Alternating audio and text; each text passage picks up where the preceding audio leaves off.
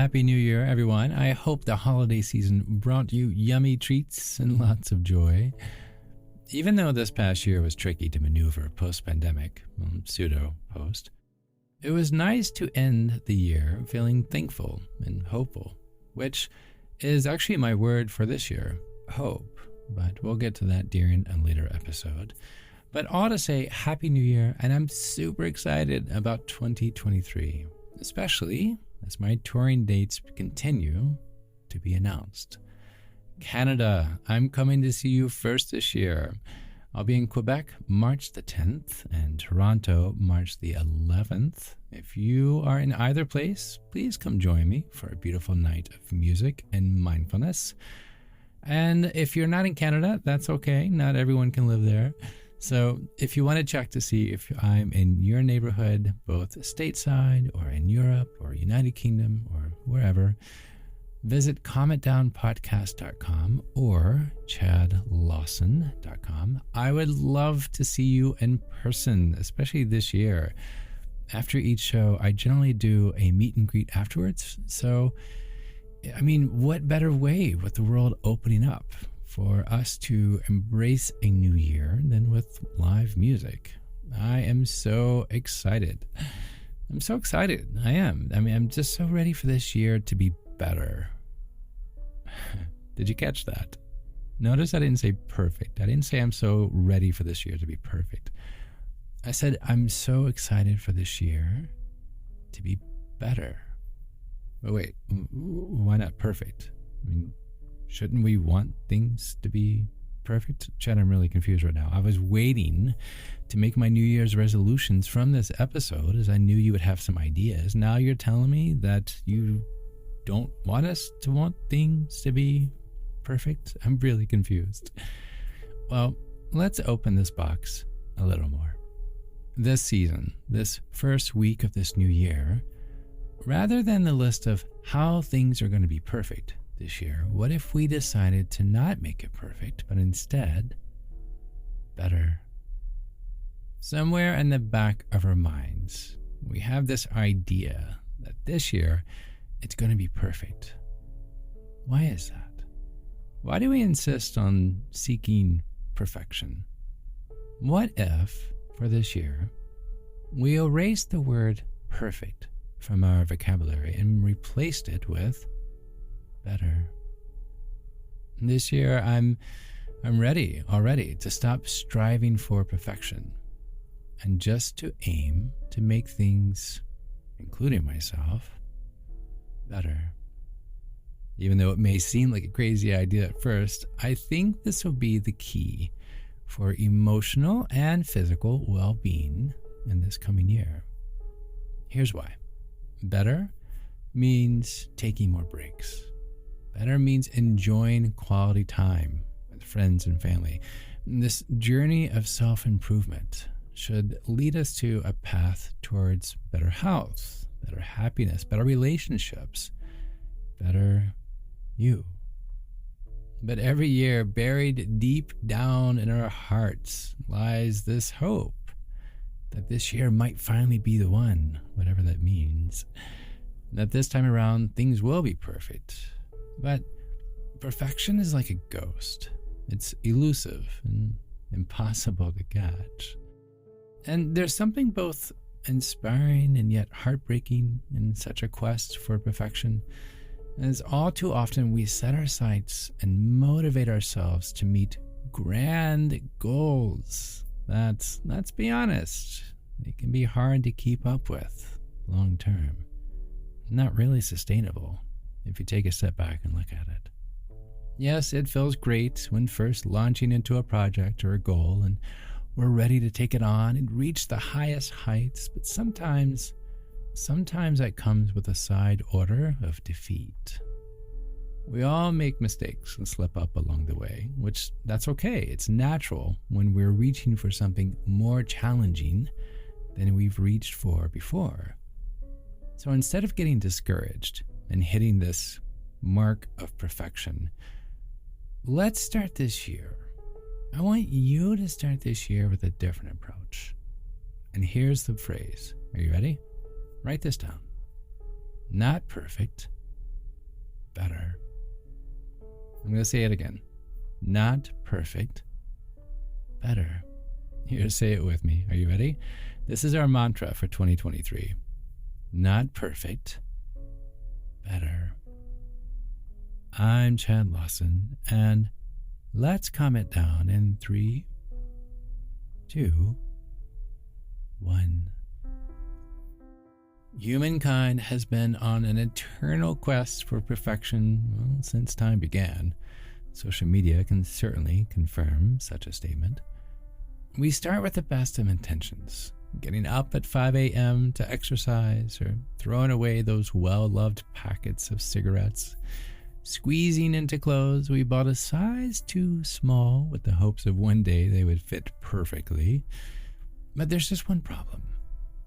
Reality and lack of motivation have a way of ruining even the most ambitious plans. We feel defeated before we even begin. That newfound vigor for meeting goals usually disappears faster than a plate of chocolate chip cookies just right out of the oven.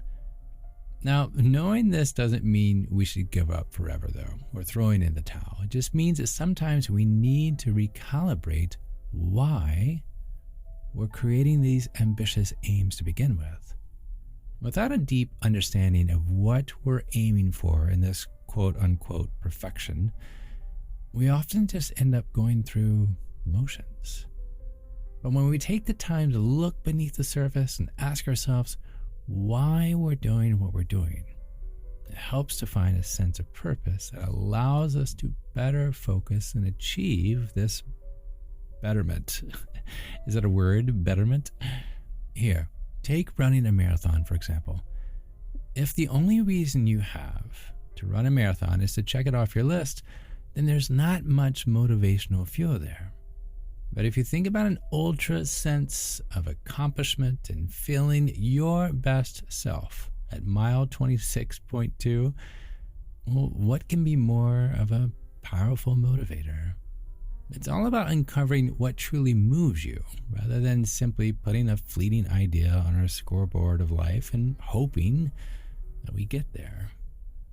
Understanding why you want to run that marathon and how it will make your life better, or figuring out how making new friends as emotional bonding elevates our mood, or why cooking a nutritious meal is going to give you far more satisfaction than that bland, tasteless, lukewarm takeout inside of a styrofoam container.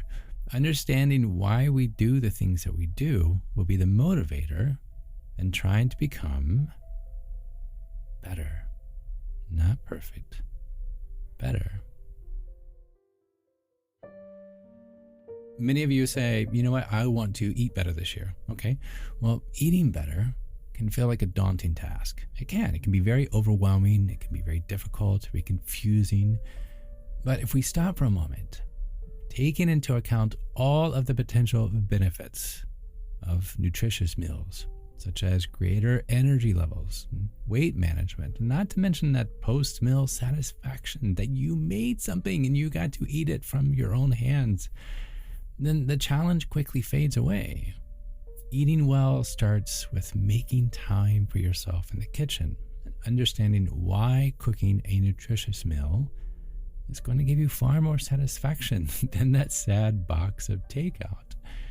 So this year, before you jot down your list of what needs to be perfect, ask the why behind the what. Then the idea of something being perfect no longer needs to be, well, perfect. How many times have you wished and wondered what it would be like if things actually were different, if things were perfect? We often think that if we only had achieved certain goals or reached certain milestones, then all of our problems would be solved and we'd finally be magically happy. But you and I both know that's not the case. But think about this with me. What happens when something, anything, isn't perfect? What happens when we put our hopes into something and we're expecting it to be everything we want it to be, and then it doesn't happen. When something isn't perfect, it's like a tiny tornado whipping inside of us. These winds of disappointment, they swirl around us and they throw us into a tailspin. All because we had this idea that something is supposed to be perfect.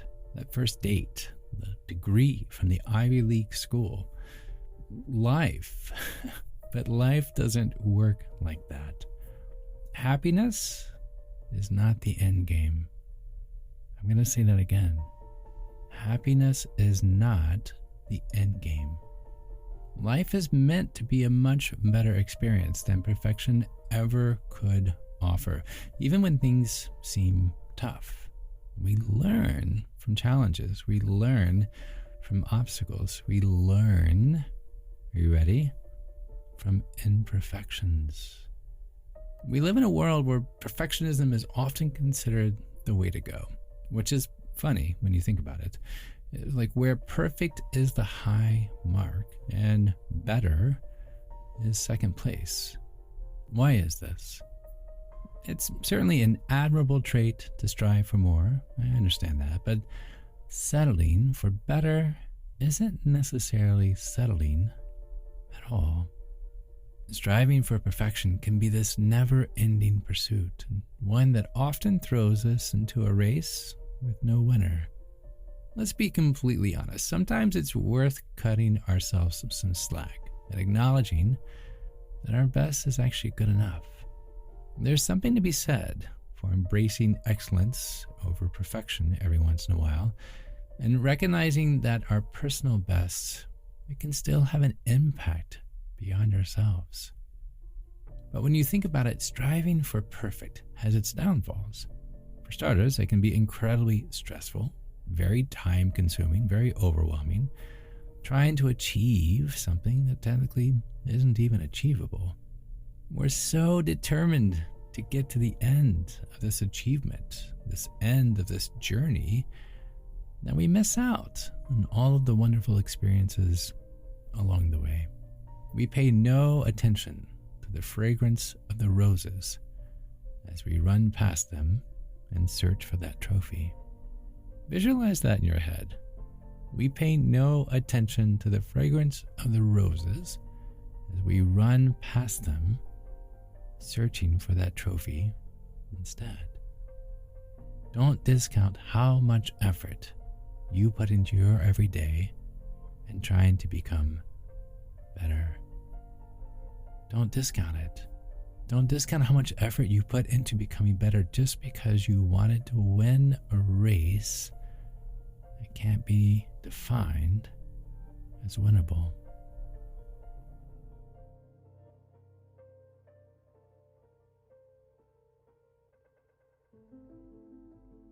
Finding the balance between becoming a better version of yourself and striving for perfection, it's difficult, I'm not going to lie. Throw in some comparison to others, and it's downright overwhelming. That's okay. But before we end, I want to share an idea on how to stay focused on becoming better rather than becoming perfect. Take a step back and look at the bigger picture. Remember the marathon. Remember the eating right. Don't put too much pressure on yourself to become perfect because that's impossible. No one's going to run a complete marathon the first week they lace up their shoes. Instead, focus on becoming better each day. Set many achievable goals for yourself. If you want to be able to speak French, start learning one word at a time. Or if you're aiming for a healthier diet, make small changes, like swapping one meal for something nutritious. It'll all help you get closer to your ultimate goal without putting too much of a strain on your psychological well-being. In other words, it won't drive you mad. It's easy to get frustrated in life when things aren't going your way, especially when there's so much pressure to be perfect. So often we get caught up in this idea of perfection that we forget to live. Guess what? Life is happening all around us right now, even as you're listening to this. And it's not going to wait for us to be perfect. So this year, make a commitment to yourself. Make a commitment to yourself to being better. Not perfect, but just a little better than you were yesterday. Set goals that challenge you to be better than you were last year, yesterday, an hour ago. Dedicate yourself to seeing them through. Not perfect, better.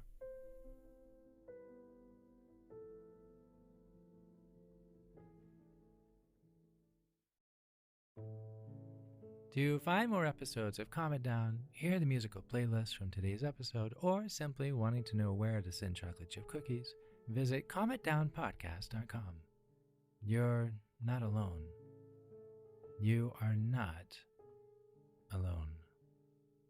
This podcast was written and produced by yours truly, Chad Lawson, composer, pianist, and nationally recognized Sweet Tooth. And now something my attorney wants me to say. The views, expressions, and techniques in this episode are of my personal opinion and is not intended to, nor should they serve as a substitute for medical advice or diagnosis rendered to you by your individual doctor or other healthcare provider. Only a licensed physician should evaluate your situation, provide a diagnosis, or render other medical advice to you, and you should only act upon the advice of such physician. Now, what I'd like to say. I am an extreme empath by nature. But my profession is that of a composer and pianist, not a licensed therapist or physician. I hear from thousands of listeners how my music has helped them through various stages of emotional needs, and I simply want to offer this and future podcasts in aiding those needs. To find a list of licensed professionals in your area, please visit calmitdownpodcast.com. And finally, if you've enjoyed today's episode, please leave a review. While it takes less than 60 seconds to do, its impact will last for years to come, as every little bit helps in growing the awareness and the importance of emotional health.